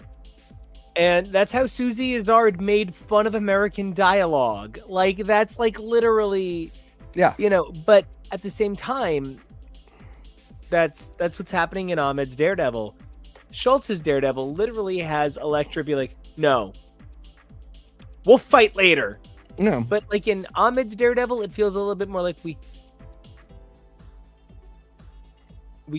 can't. No. Yeah, he keeps reaching for Elektra, and she's like, it's a little too Seattle coffee shop in 1993, and I just can't do it. Yeah, 100%. And again, and Schultz's, and some of it is that she's just chosen to do it in thought bubble, in narrative bubble, rather than in dialogue, which you might criticize show versus tell, but I feel like she's reading the notes that she's getting from her editor about what's going on in Saladin Ahmed's run, and I do not believe Saladin Ahmed has read a single note about what is going on in Erica Schultz's multiple runs. And if he is reading them, he doesn't care. Or like, I hope it's that he doesn't care, because the other option is that he's reading them and is such a like not engaged writer that this is what he's doing with them. And I don't want to think that is the case, because I do think he's talented. I just don't see. This isn't even like in DC. This would be like this would be perfectly good for Daredevil, the 7 Deadly Sins. It's just what you would call it. Yeah. And it would be like Boy Wonder or Dark Age. It's a perfectly fine AU book.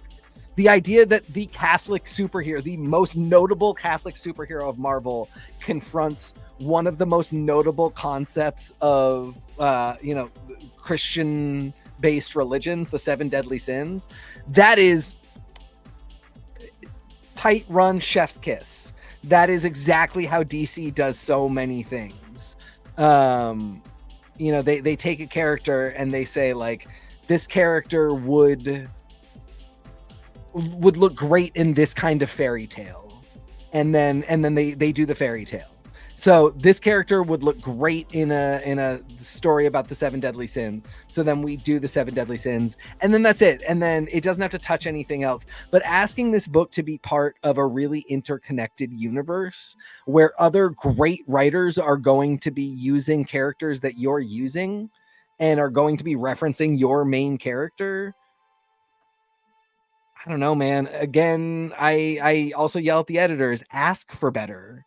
No, you can't submit this script. No, you can't write love dialogue like that. This is a great first pass. I do see that what you're trying to convey here is that Matt does not know how to speak clearly to Elektra, or that Matt is feeling a lot of regret. You can't write this dialogue. He seems like an incel. I'm so glad we talked so thoroughly about the interplay between the two titles, because I unfortunately feel like in that discussion, we've kind of exposed what I think might be missing a little bit from the Erica Schultz titles, because they don't have that opportunity to really develop that over the course of 4 days, super spicy broth. Mm-hmm. They have to reset every arc every time we go through those same motions. The biggest problem with this arc is that it's Elektra telling us how it is and how she feels, and then talking to Matt about the fact that it's his old villain, and then they're both Daredevil for a minute, and then she fights the guy. And that's the only real problem. It's that it's kind of like a beat sheet.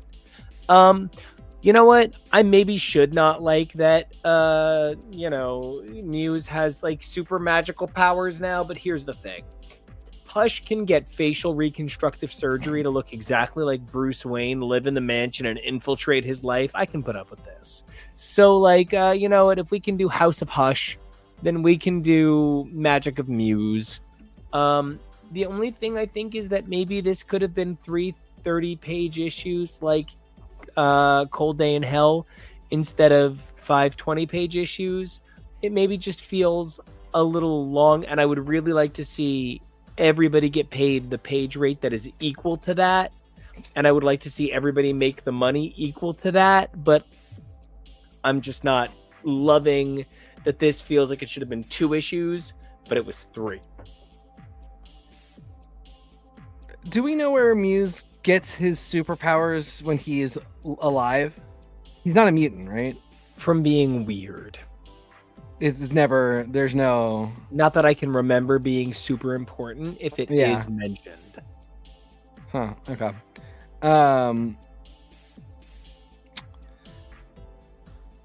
It's, so, reading issue 2...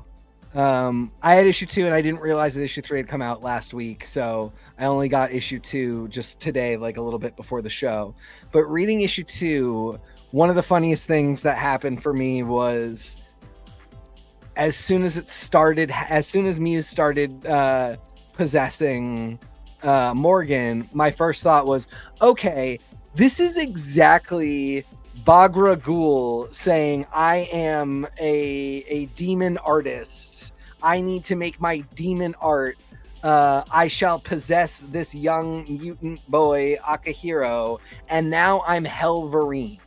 And so my question is, every time a ghost or demon does that, because Robbie Reyes for a time is possessed by his uncle.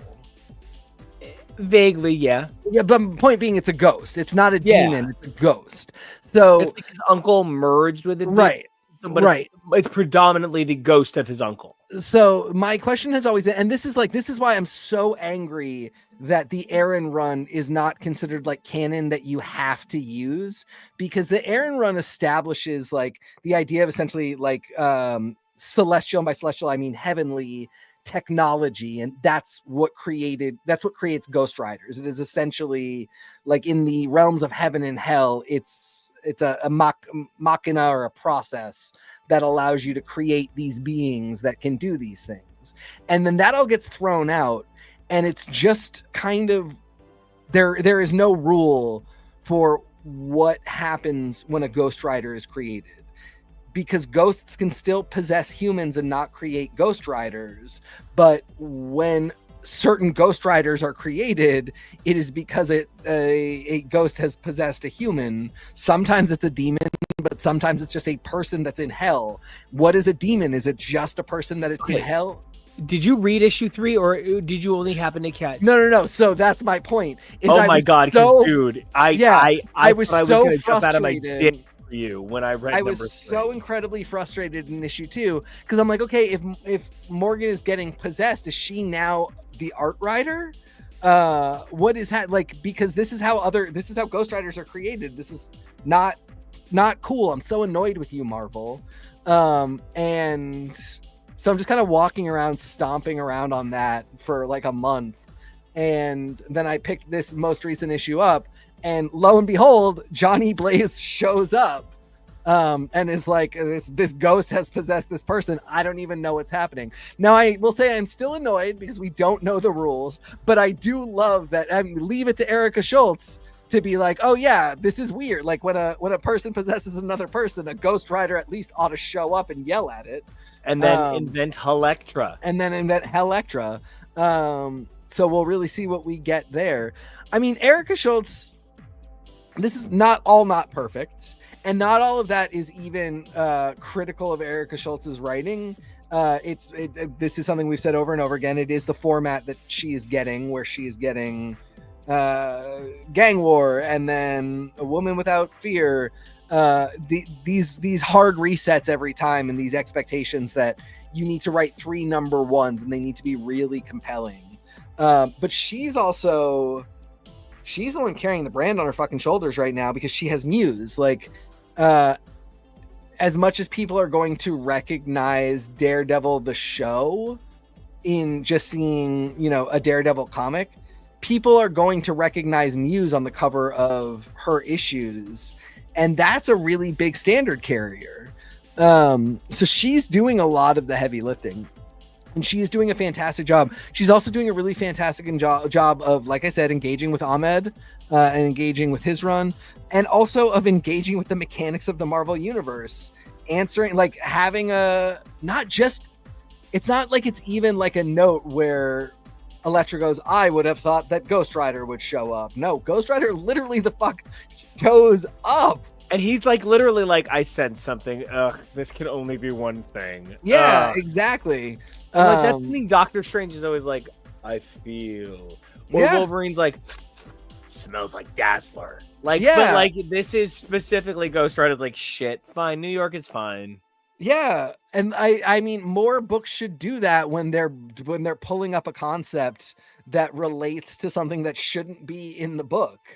That is how interesting stuff happens and is created.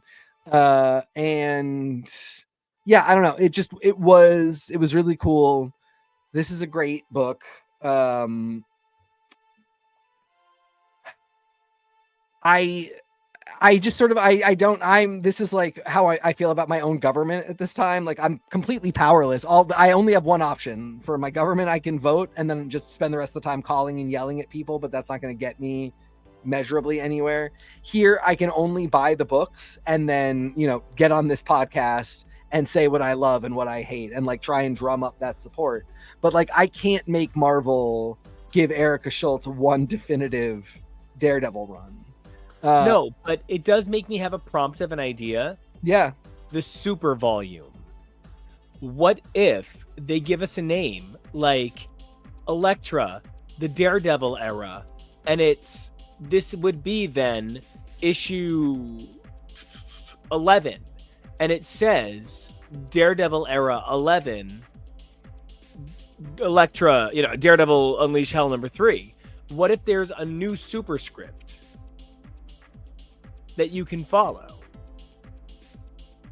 I mean, I'll take anything. If Nier Automatica can be the spin-off of another game's Nier Automata. Fuck everything. I don't care anymore. I know. Anything can be the spin-off of a secret ending. I mean, yeah. Yeah, no, I mean, I'm down to try. Like, I'm down to experiment, man. I don't know how one does this anyway, except to experiment and to try new things. And I'm ready for it. I just I don't know how we make it happen. And I feel like that's true across so much media and so much of life, blah, blah, blah, get further into it. Like you said, it's true of our government too, but we're focusing on Marvel Comics. But even just to expand to television, like we were talking about earlier, and I was saying with the way people, are so frustrated that television isn't the way it used to be with 22 episode seasons. But, you also have such nostalgia for the way things used to be. I was just showing Jonah season 4 of Daria, and I'm watching it, and I'm like, God, I remember this animation being better than it was. I am just remembering it being smoother. Because, it felt it at the time, but now I actually know what really smooth animation looks like. Things change, things evolve. It's just that evolution is tough, especially in mediums like this. And it's so interesting that the MCU is now able to mirror how much Marvel Comics has evolved, because the MCU has now been around for, it'll be 20 years soon. It's been 17. Marvel Comics been around for 50. And how do you keep evolving things like that, especially to keep up with the pace of how everything else is changing separately from the fact that you just need to be evolving, period. If everything stayed the same, you still need to change, and you can't be the same 50 years later. Yeah. And for the comics, I really do at this point, we keep throwing out ideas, and I just don't think they're that radical. It's also stuff like that Marvel has done in the past. We had like Marvel Comics Presents, and there have been so many different shapes that these things have taken. And the thing that I keep pointing to is like comics, the traditional comic format, the big two, don't have anime's number or don't have manga's numbers. And right. They also don't publish like manga does. They don't do magazines. And then they don't do bound editions of, Well, can I tell you that that was actually one of the hardest parts we had as publishers of Kid Riot? You know, I still to this day think that like one of the best things I ever got to be a part of was creating this character, creating this story, getting to be a part of it with, as far as I'm concerned, 3 legendary artists. And when I would say to people, yeah, we do between 4 and 12 pages a week online for free, they would be like, what? And I'd be like, right, 4 to 12 pages free on Fridays. Go read it. They would be like, but that's not 22 pages in a book every month that I go buy at my LCS. And I'm like, right. I'm saying take out your phone. It's free. And they'd be like, I can't do that. And like, these are the same people that say they don't get enough stuff from Marvel, that are not reading the Infinity comics, but have Marvel Unlimited. And so like, it's so shocking to me, but it's so true. If you don't give it to them in exactly the container they're expecting, in exactly the way they're expecting it, it's not going to work. Freedom of choice almost makes it harder for people in some ways, which is deeply frustrating. But yeah, giving them too many options. That's how you and I have watched 430 true crime documentaries on Netflix. It's too hard to pick something we've already seen. Well, and also like market.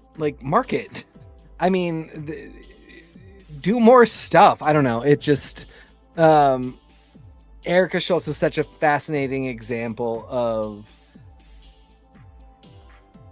an underrated, underappreciated creator doing such good work in a format that she's still managing to excel in, even though it's not really a good format. And what, like, the only nope.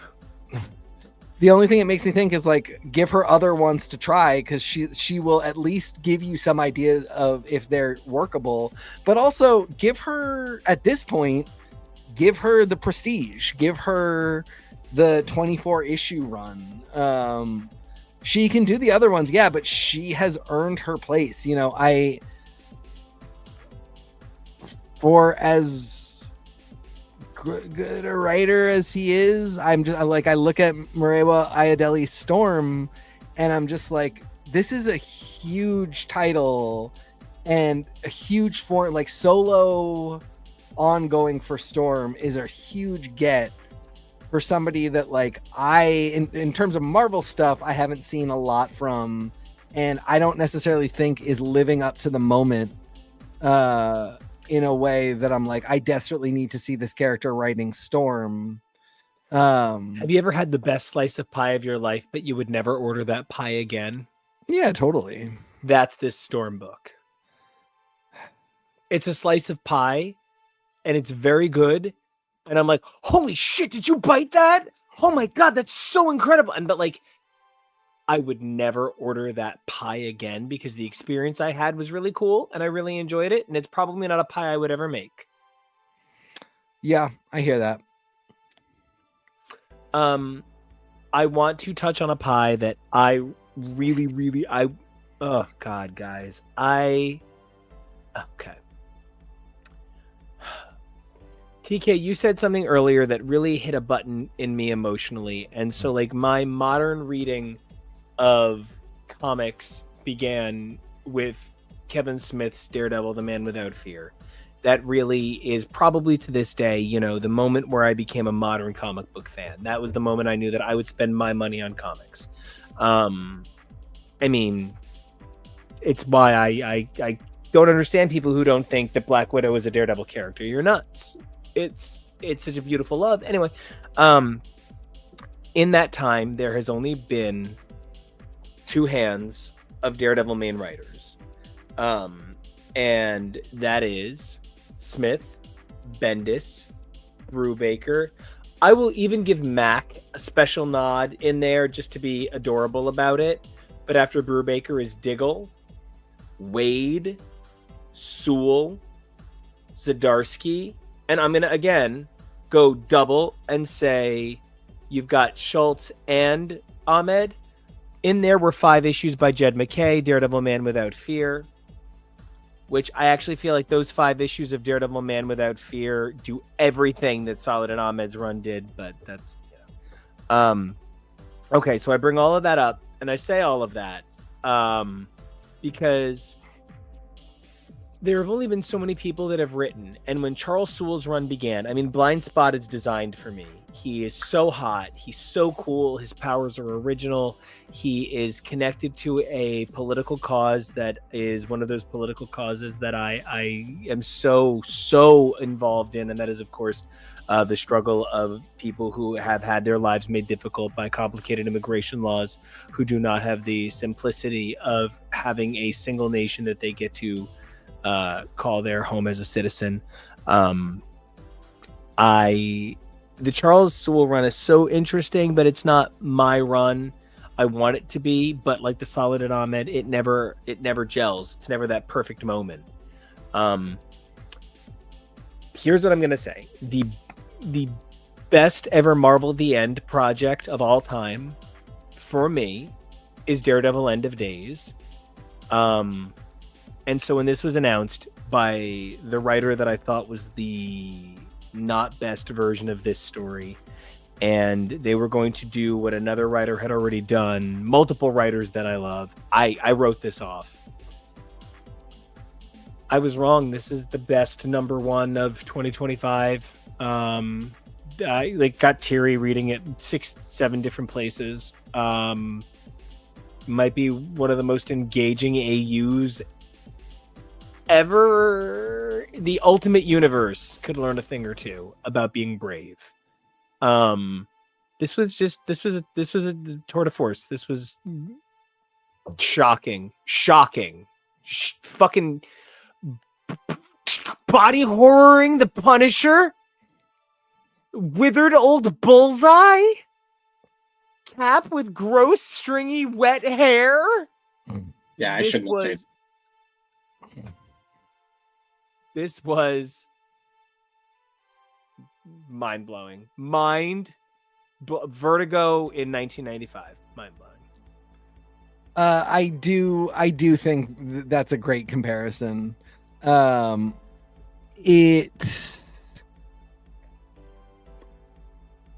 maybe am not quite as strong as you are, but I'm most of the way there. I will say the thing I said to you was, and this isn't even at this point now, it's not like when I first said it, I said it clearly. I said to you, this feels kind of pointless given the fact that Zdarsky's Twilight exists. No, now I'm pulling it back and saying, Marvel, you commissioned 2 great writers to give you 2 dark future AUs that were too similar and not similar, and I just wouldn't have commissioned both of those stories anywhere near each other. The furry man's a genius. What really is haunting about Soule's future is, this is such a thing that happens in big 2 comics and in blockbuster science fiction writing, high budget science fiction writing, whether it be movies, TV, comics, even in literature. But no matter how dystopian the future, there is technology that we're never going to have that's really impressive. Elysium, of course, the world that everybody lives in is really miserable and everybody's sick, and oh wait, that cool movie where Matt Damon plays the Latino character. There's drought and famine and everybody's super miserable, but then of course up in space you have this amazing space station where everything is great and there are machines that will heal you entirely, and we're never going to have that. That's not a real thing at all. So even though you have the dystopian vision where you're like, yeah, I can see how things would be terrible in the future, there's always something where you're like, oh, but things could be great. Like imagine if we could fight the powers and everybody has access to the machines. Well, that's not beautiful to imagine because those machines are never going to exist. Charles Soule's future looks a lot like ours. There's nothing great.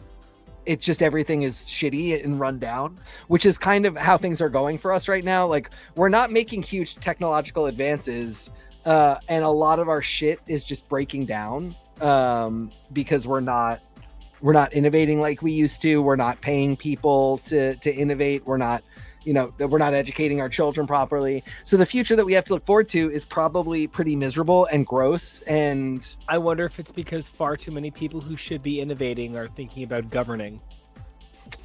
That's a big part of it, I think. But you know, Charles Soule's a lawyer. Like he sees what's going on, and there's not one moment in this book where you're like, oh, the cool mech that could save everybody showed up. And unfortunately, just all the poor people are caught in the rat race. No, the world looks pretty terrible for everybody, and that's just kind of what I imagine the future is going to be like. What do you got, Kevo? Whenever I hear Charles Soule is a lawyer or the Simpsons writers are geniuses, I'm always like, then why the fuck have you been writing comics and cartoons for the last 50 years instead of doing something for society? If you're such a genius who recognizes how terrible the world is, That's why aren't you making room to let other people come up and write comics and you go save the world? That's why Charles Soule leaves comics and just does a Star Wars book or two here and there to pay the bills. I'm not a lawyer. I'm an artist. I'm a dumb fucking. Are you not a lawyer? That's all I am. I'm not someone who can, govern or do all that other rocket science stuff like a Simpsons geek writer. I just make art, I guess. Yeah, it's funny. I'm looking at his bio real quick to see if there's any place where they're like he completely gave up on law. He's doing. He graduates from Columbia Law School in 2000. He's working up until in 2009. He publishes his first graphic novel with SLG, and then it never really he starts working in entertainment a lot since then. But he's in corporate law. He's not even an entertainment lawyer. But he's working a lot in this field since then. I don't know how much he practices law. I don't know if I hope he gets good at it. I don't know if he is just doing law consulting for entertainment, which is, plenty of people who graduate from medical school don't become doctors. They become consultants for the entertainment, and they write, the facts of what's going on a Grey's Anatomy episode. So I genuinely don't know. But at the very least, I do Kevo, I do agree with you to a certain extent. It's like, what are you doing? Writing these parables. Yeah. But in the case of Charles Soule, I don't know, he's written so much stuff I don't like that I really have that question. But then this really, this is a reminder of his ability to write stuff that I really do like. And, Nico, you brought up the other really huge thing, which is just Steve McNiven is exactly the right person to be giving us this universe, because his art is so craggy and not pretty, so well executed and so intentional, but he doesn't do hot people, but man, yeah, can he do a really sad, withered Punisher and Bullseye? Ew. Yeah, real gross. I don't know, this was fascinating. This is not a Charles Soule problem. This is not a critique of the book, but having this so close to Twilight, I'm just sort of and then just having those two be a decade away from the last time we went to the Old Man Wastelanders universe, or Old Man Wastelanders future. I just sort of don't. I guess this is what I'm talking about. This in some ways is what I've been asking for, which is don't let Saladin Ahmed say that this is Daredevil's life. Say this is an AU, because it makes no sense if it's Daredevil's life, but it would be fine as an AU. Yeah, I mean, I guess this just has to. I can't have it both ways. This has to be okay. I don't quite know what the idea is here. When these guys write these stories, I don't quite know what the idea is. I think it really is just it's Dark Knight syndrome. It's expressing this notion that it's not self-important to explore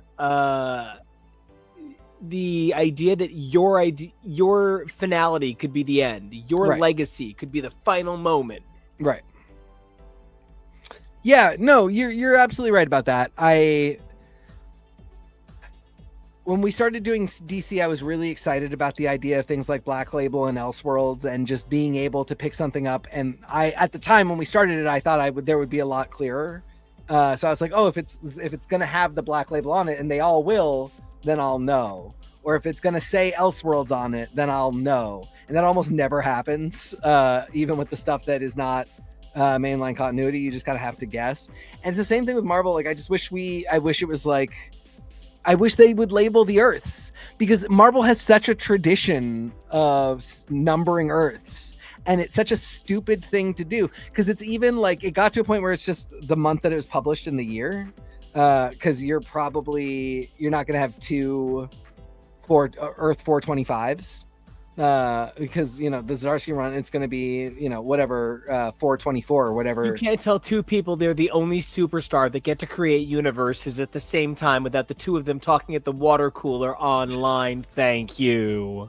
Well, it's just usually they don't release two AU series in a month. So like, this would be 425, and even if they release one next month, that would be 525. It wouldn't be that big a deal.